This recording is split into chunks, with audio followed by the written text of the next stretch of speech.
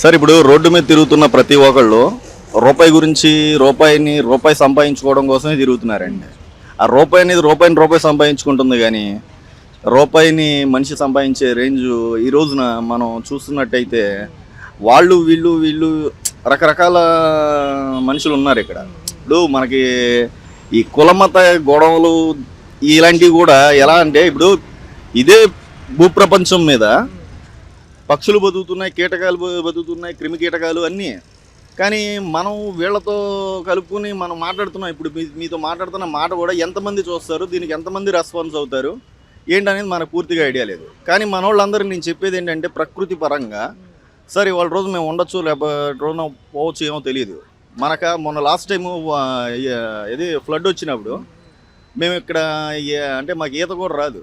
ఆ టైంలో ఎన్డీఆర్ఎఫ్ బృందం రావడం, కొంతమందిని బోట్లు ఎక్కించుకొని వెళ్ళడం, బోటు కొంచెం యాక్సిడెంట్ అవ్వడం. ఇక్కడ ఇది వచ్చేసి సింగ్ నగర్ ఏరియా అండి, సింగ్ నగర్ రైతు బజారు. అదే టైంలో మేము కరెక్ట్గా చూసుకున్నట్టయితే మీరు ఇక్కడ ఎందుకు ఇంటర్వ్యూ చేస్తున్నారని మాకు ఐడియా రాలేదు. కానీ ఆ రోజు మీరు లాస్ట్ టైం ఒకసారి మీరు అడిగినట్టు ఉన్నారు ఇంటర్వ్యూలోనే. కానీ ఆ టైంలో మేము చెప్పలేదు. ట్రాక్టర్ అండి ఇలా తిరగబడిపోయి, ఒకసారి అటువైపు ట్రాక్టర్ వచ్చి చూపించగలరా? ఆ ట్రాక్టర్ అలా తిరగబడిపోయి, అంటే మేము చెప్తానే ఉన్నాం దగ్గర ఫర్ లాంగ్, అంటే ఇక్కడ నుంచి ఎడ్ల బండి ఇంకొంచెం దూరం అంత గ్యాప్లో నుంచి మేము చెప్తానే ఉన్నాం, రావద్దు అరుస్తూనే ఉన్నాం. ఆ టైంలో అక్కడ అరుస్తున్న వాళ్ళు వినకుండా డ్రైవరు కొంచెం స్పీడ్గా రావడం, ఏది మన సాయిబాబా గుడి దగ్గర తిరగబడిపోయి ఆన్ ది స్పాట్. అప్పటికే అక్కడ వాటర్ వచ్చేసిండి, ఆ లెంత్ దగ్గర ఒక 10 అడుగులు పైకి వచ్చేసిందండి వాటర్. ఈత రాదు మాకు, బోట్ యాక్సిడెంట్. ఆ టైంలో ఆ ట్రాక్టర్కే వెళ్ళి బోటు గుద్దుకొని ఆ ట్రాక్టర్ అలా తిరగబడిపోయి మేము అక్కడే ఉన్నాం. ఆ టైంలో మొత్తానికి అక్కడైతే కొంతమంది ప్రాణాలు మేము కాపాడలేకపోయాం. కానీ మా చేతిలో ఉన్నంత వరకు మాత్రం మేము వారిని కాపాడడం జరిగింది. మరి వారికి ఎటువంటి ఆర్థిక పరిస్థితి కానీ అదే ఉంటాయి కదా, నష్టపరిహారం అలాంటివి వాటికి వెళ్ళినా లేదా అనేది మాకు ఐడియా లేదు. సార్ మేము ఒకటే అడుగుతున్నాం, చనిపోతేనే మన గవర్నమెంట్లు డబ్బులు ఇస్తాయా? బతుకున్నారు వాళ్ళని ఆ టైంలో కాపాడిన మనుషులకి మనకి ఏదన్నా ఇస్తున్నారా? మేము ఒకరమే కాదు, మాకు తెలిసింది, మేము చూసింది, మా కళ్ళారా మా చేతులతో మేము సాయం అందించింది ఇది. ఆ టైంలో వారికన్నా ఏదన్నా చేశారా అని అడిగితే ఎంతోమంది అండి ఆ టైంలో. దాని తర్వాత ఇంకెక్కడెక్కడ ఏమొచ్చినాయో మనం చెప్పవసరంలా. భగవంతుడి దేవల్ల మనం ఈ రోజున ఇక్కడ నుంచొని మాట్లాడుకుంటున్నాం అంటే, ఇప్పుడు భగవంతుడని తెలుగులో అంటారు, అల్లా అని హిందీలో అంటారు, గాడ్ అని ఇంగ్లీష్లో అంటారు, ఇంకా మొత్తం ఎన్ని భాషలు అయితే ఉన్నాయో. సార్ నాకు వచ్చిన డౌట్ అండి, కుక్క అనేది బౌబౌ అని అంటది కదా, ఎక్కడున్నా దానికి ఒకటే భాష, ఈ కోకిల ఉంది దానికి ఒకటే భాష. ఇన్ని భాషల్లో మనకి ఈ భాషలు ఏంటో మనకు పూర్తిగా అర్థం కావట్లా. ఈ గొడవల్లో కారణంగా మరి ఏంటో తెలియదు, మా మీద కూడా కొన్ని రకరకాల దిగజారుడు కార్యక్రమాలు చేపడుతున్నారు. మరి ఎవరు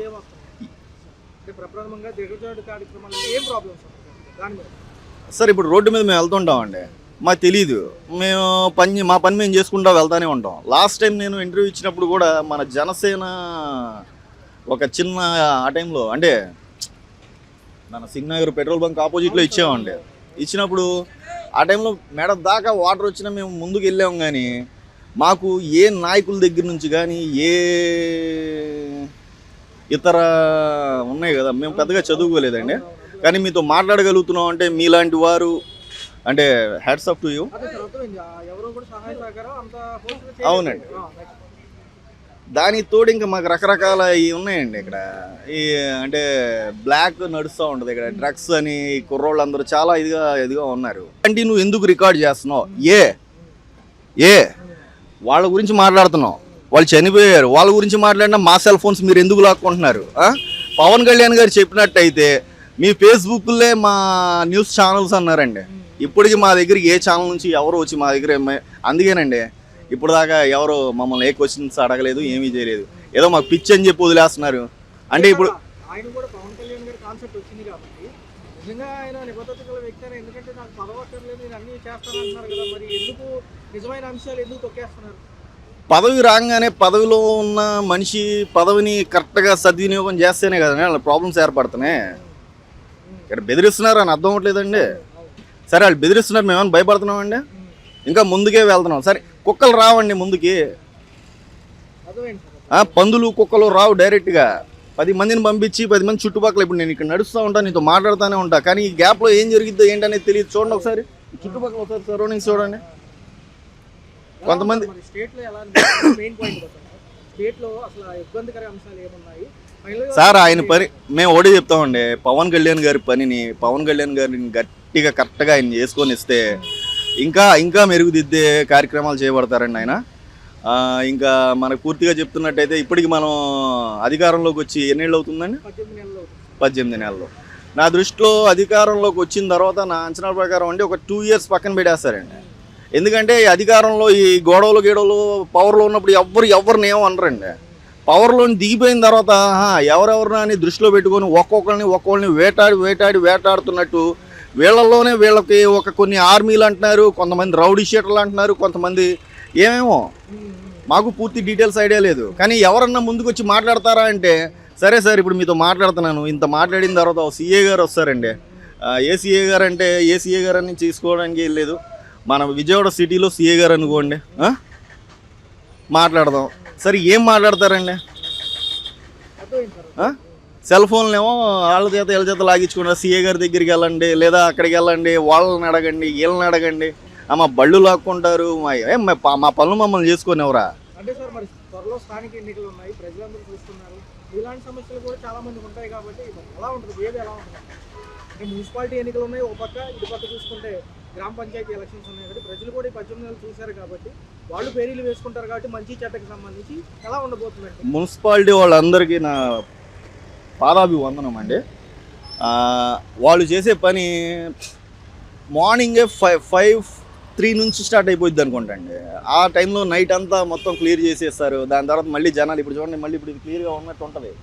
మీరు ఈవినింగ్ వచ్చి చూడండి, మళ్ళీ మొత్తం చెత్తే. ఆ చెత్త మళ్ళీ మార్నింగ్ కల్లా మళ్ళీ క్లియర్ అయిపోయిద్దండి. దానివల్ల మనకి ఎటువంటి క్రిమికీటకాలు, దోమలు ఇలాంటి వీటిని కూడా వాళ్ళు బాగానే ఇచ్చేస్తున్నారండి. మున్సిపాలిటీ వర్క్ అయితే చాలా బాగుందండి. రాష్ట్ర భవిష్యత్తు ఎలా ఉండబోతుంది? అమరావతి నిజంగా ఈ 5 ఏళ్ళు కంప్లీట్ అయ్యే లోపల అవుతుందంటారా? రైతులు కూడా మా యొక్క సమస్యలు తీరిస్తేనే మేము మళ్ళీ ఒకసారి భూసేకరణకి మేము ఒప్పుకుంటామంటున్నారు. మరి ఎలా ఉండబోతుంది? ఫైనల్గా రియల్ ఎస్టేట్ ఎలా ఉంది? అర్థం కాదు ఒకసారి మళ్ళీ చెప్పండి. అమరావతి రైతులు మరొకసారి భూసేకరణ అడుగుతున్నారు. వీళ్ళు 16,000 ఎకరాలన్నా ముందు కావాలంటున్నారు. మరి ఈ లెక్కను చూసుకుంటే వాళ్ళు ఏమో సమస్యలు తీరిస్తేనే ఏపీ సిఆర్డీఏ పట్టించుకోవట్లేదు అంటున్నారు. వాళ్ళకి రావాల్సిన ఇళ్ల ఫ్లాట్లు, భూస్థలాలు ఇస్తేనే. సార్ నిజం చెప్తాను, ఇది టెలికాస్ట్లోకి వస్తుందా? వస్తుంది. ఈ విషయం ఆంధ్ర తెలంగాణ వేరైపోయింది కదండి. ఆంధ్ర తెలంగాణ వేరైపోయిన తర్వాత తెలంగాణలో ఉన్న మనుషులందరినీ తోలేస్తున్నారండి. వాళ్ళకి స్థలాలు కావాలి. ఆ స్థలాలు ఎవరికి కావాలంటే వీళ్ళకి కావాలి. వీళ్ళకి ఇవ్వాలంటే ఎలా ఇవ్వాలి? ఇక్కడ ఉన్న వాళ్ళని బెదిరించన్నా ఇవ్వాలి, బామాలన్నా ఇవ్వాలి, బతిమాలన్నా ఇవ్వాలి. అంతే కదండి. మీ దృష్టి కూడా మీరు అసలు మీకు ఈ క్వశ్చన్స్ మీరు తెచ్చుకున్నారా లేదా మీకు వస్తున్నాయి? సార్ మీ పేరండి? ఓకే, నా పేరు మొహమ్మద్ మహబూబ్ బేగ్ అండి. సార్ ఫైనల్గా ఒక మాటలో చెప్పాలంటే 8 minutes అవుతుంది సార్. ఫైనల్గా ఒక మాటలో చెప్పాలంటే ఏమంటారు? రాజకీయ నాయకులు మారరు, జనం మారరా, లేకపోతే ఏం చేంజ్ రావాలంటారు? స్లోగన్, మెసేజ్ ఇవ్వాలి సార్. రాజకీయ నాయకులు మనుషులే, జనాలు మనుషులే, ఇంకా దేవుడు మారాలండి.